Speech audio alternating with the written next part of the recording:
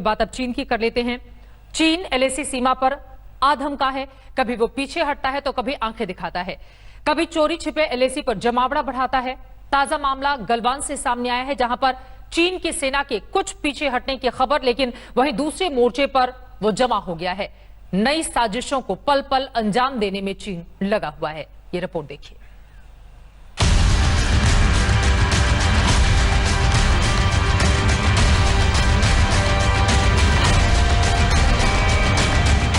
चीन की कथनी और करनी कभी एक नहीं रहती। वो बोलता कुछ है, करता कुछ है। एक तरफ उसके जनरल एलएसी पर शांति की कोशिशों में शामिल होते हैं, वहीं दूसरी तरफ वो चुपके से फौजी जमावड़ा बढ़ाता हुआ नजर आता है। अच्छी खबर यह है कि गलवान घाटी, जहां हाल ही में ताजा झड़प हुई थी, वहां से चीन की पीपुल्स लिबरेशन आर्मी करीब 1 किलोमीटर पीछे हटती नजर आई है। सूत्रों के मुताबिक लेफ्टिनेंट जनरल स्तर की बैठक में इसका खाका खींचा गया था। गलवान घाटी से आई प्रारंभिक जानकारी के मुताबिक चीन ने अपने अतिरिक्त सैन्य बलों की संख्या और गाड़ियों में कुछ कमी की है। कुछ सैनिकों और गाड़ियों को लगभग 1 किलोमीटर पीछे किया है। सेना अब मानव रहित टोही विमान और अपने सैनिकों के जरिए इस बात की पुष्टि करने का प्रयास कर रही है, क्योंकि प्रश्न यही, क्या चीन पर भारत भरोसा कर सकता है?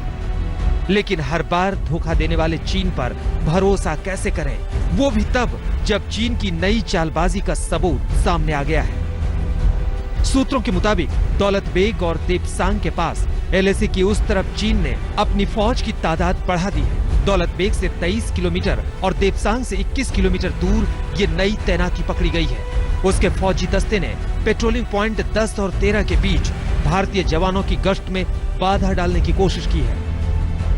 इसके अलावा चीनी सेना ने PP-15, PP-17 और PP-17A के पास भारी फौजी वाहन और तोपखाने की तैनाती की है। सवाल उठता है कि चीन के इस नए मोर्चे का मतलब क्या है। सूत्रों के मुताबिक चीन की नजर काराकोरम दर्रे पर लगी है। काराकोरम में घुसपैठ कर चीन भारत के लिए बड़ी परेशानी खड़ी कर सकता है।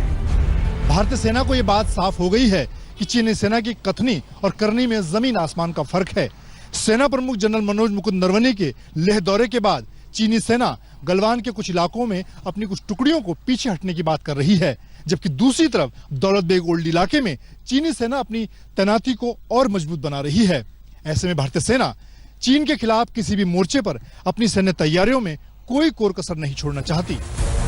अब एलएसी पर एक और इलाका पेंगोंग झील की बात करें तो वहां सैटेलाइट की नई तस्वीर में चीन की सैन्य तैयारियों के सबूत सामने आ रहे हैं। ये तस्वीर 23 जून को ली गई है। इसमें फिंगर 4 से फिंगर 6 के बीच चीन की तैयारी दिख रही है। सैटेलाइट तस्वीर में कुल 12 पोस्ट नजर आए हैं। 4 पोस्ट फिंगर 4 यानी भारतीय सेना की तैनाती के बिल्कुल पास है। वहीं 4 चीनी पोस्ट सपोर्ट लाइन के पीछे दिख रहे हैं। लेकिन भारत चुप बैठा हुआ नहीं है। पूरे एलएसी पर भारतीय फौज की तैनाती की गई है।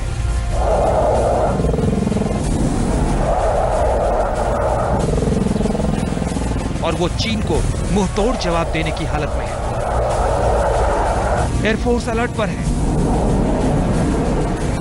सेना प्रमुख ने एलएसी के दौरे से लौटकर दिल्ली में सरकार को पूरी रिपोर्ट सौंपी है। यह साफ हो गया है कि चीन की हर साजिश का जवाब उसी की भाषा में दिया जाएगा। लेह से श्वेता सिंह के साथ मंजीत नेगी, दिल्ली आज तक। एक तरफ सरहद पर चीन से तकरार चल रही है, वहीं दूसरी ओर सियासी वार पलटवार का दौर भी जारी है। कांग्रेस ने मोदी सरकार के खिलाफ मोर्चा खोल दिया है। कांग्रेस ने शी जिनपिंग की मेजबानी के मसले पर सरकार को जमकर घेरा।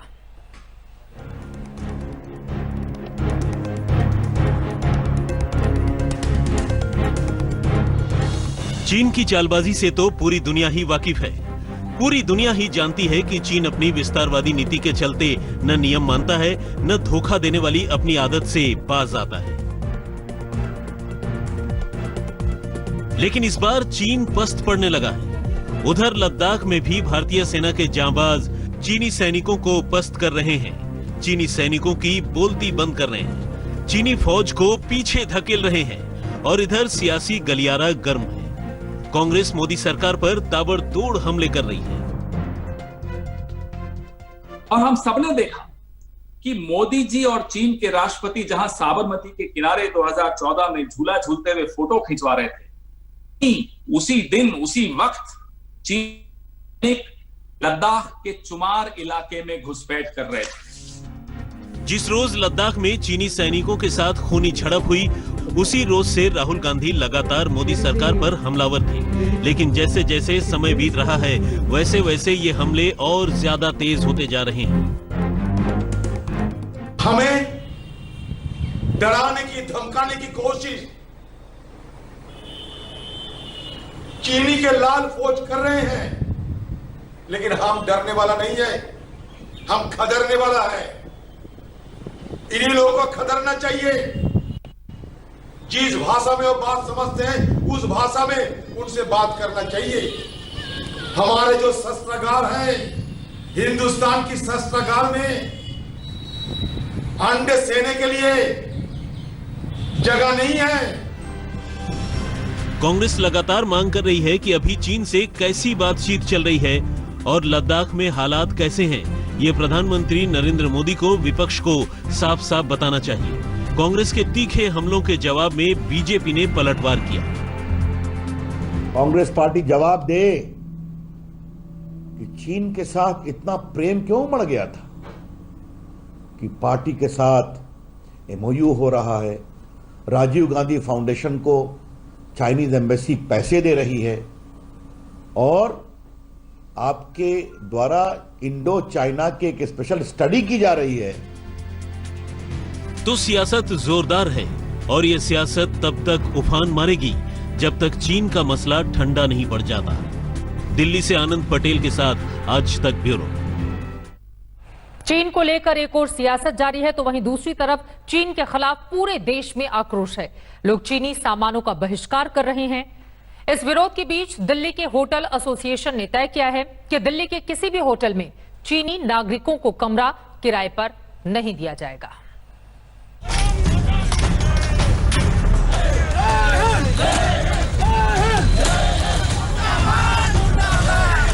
चीन के खिलाफ पूरा देश उबल रहा है।